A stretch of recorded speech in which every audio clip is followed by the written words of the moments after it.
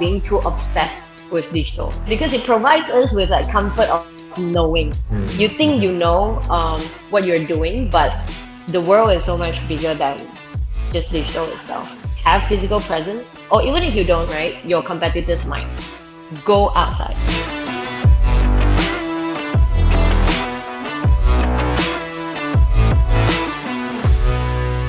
Stephy, thanks again for joining me in this session. I'm so excited to have Zus Coffee speaking in the conference, and also I'd like to learn some of the marketing strategies and the tactics that you use at Zus to grow the brand to where it is today. And it's an exciting time for you as well. So maybe you can introduce yourself and tell me a little bit about Zus Coffee. When I was studying in the uni, we begin to see the trend moving to performance a lot. Little did I know that going to performance would get me opportunities and exposure to be in startups. One of them being SoCar, and then the second one being Zus Coffee. After like pivoting myself from a VC startup to a retail business that scales so fast, pretty much like a startup, except now you have more tangible assets and things and processes to look into, right? It's a great challenge, and I believe it's also a great learning curve for a marketer. So yeah, and a little bit about Zus Coffee. Before we even go into telling our story, a lot of people think that Zus Coffee is not Malaysian. I think that's a misconception for Malaysians like that don't exactly have good brands or good things, right? But we do. We're proudly 100% Malaysian company. From people in the HQ to people in the outlet, everyone's Malaysian. Yeah, and I think we take pride of our root so much that even our products are very localized. Started as a really small kiosk in Binjai. To date, we have 210 outlets, all within the time of 2 years and 5 months. Right now, learning how to walk. Previously, we were learning how to crawl, and of course, with the recent news, I think that gives us a bit more space to also play with what we have and how we grow the business. How early were you in the growth of the business? Were you there from the first kiosk? That's when everyone got their hand really dirty. Our CEO, COO was down in the kiosk making coffee or serving customers, right? And that was really nice. I joined Zus Coffee early last year when we had 60 outlets. So bring me through like growing from 60 outlets to 200 plus outlets. What was something that worked? What was something that did not work? How do you grow to that kind of level? It's a very fun learning process, including myself. We all have VC background, and that means we're all very digitally driven, right? We had that mindset where digital will work. That's why we have an app to begin with. Our mindset at that time when we had 60 outlets was still pretty much digital. There's little online to offline approach. And when we were at 60 outlets, we were in major cities where people were very tech savvy. So they have no problem with purchasing with an app or downloading an app. But as we grow from 60 to 180 last year, we grew to regions like Terengganu, like Sabah, like Kedah, Kelantan, right?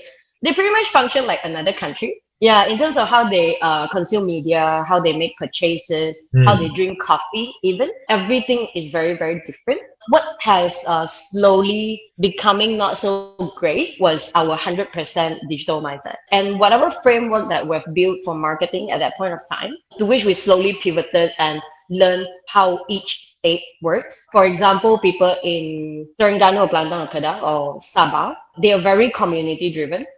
They would prefer offline to online, not online to offline. How our outlet look or the languages that we use on our signages have to change. Where of course we still want the offline customers who walk into our outlets do not prefer having an app to be able to access to the latest information that we have. There are two items that we have to tackle. One is how do you display information so simple and so easy can be scaled in different outlets. Even people in Kelantan and Terengganu, their language is a bit different. I think the marketing team itself, the structure has also grown to become different. Like this year, we have a new division, which is retail marketing, to specifically look into things like that to engage the community even more. And then you have your online approach, which is micro influencers. People in the major cities often think that, micro influencers means maybe people who have 1,000 to 5,000 following. It's really not just that. We've learned that, in different states or periods, right, that influencing the key opinion leader might not Mm-hmm. even be people who are on social media. How do you then offline influence? Marketers these days, right, because of how technology advances, we're Yeah. so obsessed with categorizing micro influencers just based on numbers itself or True. based on the platforms they are on itself without looking into also offline influencing. For businesses who are operating in ages like this, where AI is the topic of the town, do Yeah. you look into offline? If you do, how do you look into offline in a savvy manner? We've started looking into offline influences early Q4 last year, Okay. where we work with people like Ketua Kampung, for example. But how do you then quantify the impact, right? We started looking Yeah. into, event sizes, and then each event, how many people would download our app, how many would not, and then how do we make it better? Better in terms of experience, better in terms of metrics. You have to look at it from a very integrated manner. And I think that's what we find fun is, especially for businesses that have a retail presence. This is Okay. immensely important. Quick question: do you track your success metrics? Right? Do you track your success metric based on how many people downloaded the app, or what is that aha moment when someone does something? That's a very good question, right? Because at the very beginning, we Mm-hmm. were thinking, okay, let's track number of downloads. There are certain areas that these approaches does not work because in our DNA, accessibility is one of the key thing for us. True. Accessibility also means how do you make it easier for them, right? I have personally witnessed it myself, right? In an outlet in outskirts Seremban, a customer who's in mid 40s Mm-hmm. walked in, know exactly what he wants. I'm like, Gulam Laka too. And then on his phone, I don't want to download app. I don't want. Would still like to take the conventional method of purchase, right? To which the other metric that we track is then Mm-hmm. the incremental revenue or footfall of that particular outlet. With the number of outlets we have, I think it's very fortunate for us Mm-hmm. to be able to tag it to each community, like how far away are they here. We do A/B testing. Having that framework in mind, right? We do A/B testing Yeah. with a certain community within a Okay. certain vicinity, tag to a certain outlet. So you see that if there's increase of footfall traffic and increase of sales in that particular outlet. Within that period of time, then we Okay. would know that it has worked. So that is one, but we're also looking into ways of making it easier for them because you see, customers who purchase offline currently they don't Mm-hmm. enjoy the kind of perks that we have in app. So we also want them to be able to enjoy it, right? Which is why we'll be launching an offline to online tag soon. That is also to make it more accessible in terms of promo benefits. We believe that every customer of Zus Coffee deserves that kind of perks. Mm-hmm. Mm-hmm. Also deserve to, of course, get the latest update about the exciting products that we're launching, right? But also to think about it, how many apps do we have these days, Yeah. right? How do Yeah. you then make it easier for them? So with the success of Zus Coffee, right, and growing so fast, what do you think is the one thing that make it grow that fast? Is it because of, I mean, apart from the pricing, the taste of the coffee, the application, the technology, or maybe it's just a new way of competing with other coffee chains? What would you say is like the number one thing that contributed to the success? Price point is one thing, but competing in price hurts all businesses. So we don't we Hmm. don't exactly do that. Yeah, I do think that one competitive advantage that we have is the product. With every product that we make, it is a local flavor elevated. I'm not sure if a few products that we have that have sold very well and remain one of the Hmm. top sellers. One is our Gula Melaka. It's also to ensure that the taste that we're pushing out, that we're launching every 6 to 8 weeks, is something that our fellow Malaysians will like, or people who are in Malaysia will like. One thing that make us, I would say, be able to and fortunate enough to scale so fast Hmm. is our product. It's more so that we understand our customers because we have the tech. We Okay. understand our customers better with data, Uh, of course. okay. Understand their taste preference better, and to be able to craft so many different products that they like. that we know that they will like. So do different customers receive like different messages based on their preference? Yes, they do. I think that is the digital DNA part of us, right? Mm-hmm. Where understanding customer and the dream of, consumer segment of one Mm-hmm. that we're trying to achieve. So every customer, we know exactly what you like. We have a new product that will suit your taste. Please try it. Like we'll Mm-hmm. give you the benefit, the perks to, go ahead and try it. If you like it, that's good. That means that we understand you a bit further, and we're Right, giving you right. exactly what you want. Instead of, let's say you're a coffee drinker, but today I'm Mm-hmm. pushing you apple juice. Yeah. That will not make sense. In marketing, that's also like from how traditional media was, mass marketing, mass advertising, to us today seeing exactly what we want on, Mm-hmm. say, our Instagram story, right? I think that's the beauty of it. And for us, um, understanding our customers are very important. That's why we, one, look at the data that we have. Second, go on ground and observe what our customers really do. Mm-hmm. Combine these two data and give them what they really want. I first heard about Zeus quite some time ago. But I think I first heard of it and really tried it when you guys were running this referral campaign, I think, where you could buy one and get one free for another friend.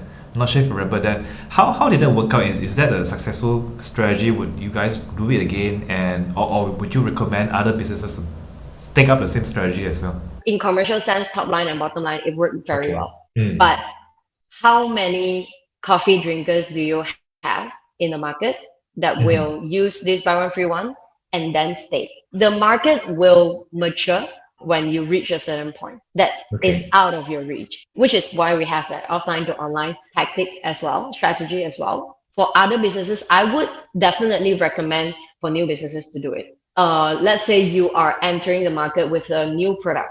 You really want Mm. people to try it because if you think about it, it's an awareness and volume game with buy one Yeah. free one, Yeah. right? It is that itself is a multiplier. You're not targeting just one person, you're targeting two people. But second, it is merely an acquisition strategy. So Yep. then when they go down the funnel, they try your first cup. Is it good? You have to make sure that the product is good. Mm-hmm. Then what would you recommend for them to try when they buy one free one? Tactical, I'd say. It's not just merely numbers. It's also what do you want them to try? What do you have so much confidence in you can confirm and make sure that they will come back for a second cup. That's also why I said, if you are a new business with a new product, entering a new market, definitely do it. But know when to stop. Because when you see it working so well, you will not want to stop it. Yeah. It's very addictive. How does Zus Coffee retain their users? Every business has this. You have your churn, you have a funnel that goes Yeah. skinnier and skinnier, and then you have to track metrics such as lifetime value, frequency, and so on, right? First of all, is having a good product, really, because no Mhm. matter how many promos you throw every week or every month, if your product's not great, even if you're giving it to them for free, they wouldn't Mhm. purchase it. Secondly, was what I've mentioned earlier, understanding your customers and giving them what they want. And then third, have a personality. One thing that I think we all take pride in is that we had a 40-year-old, also 40-year-old uncle telling us that when he drinks Zeus, he feels a bit Okay. younger, Oh, wow. right? Okay. But yeah, but the young people when they drink Zeus, they feel like they're in trend. Hmm. So they're catching up with the trend. So I think the brand has a quirky, funny personality and young personality to it.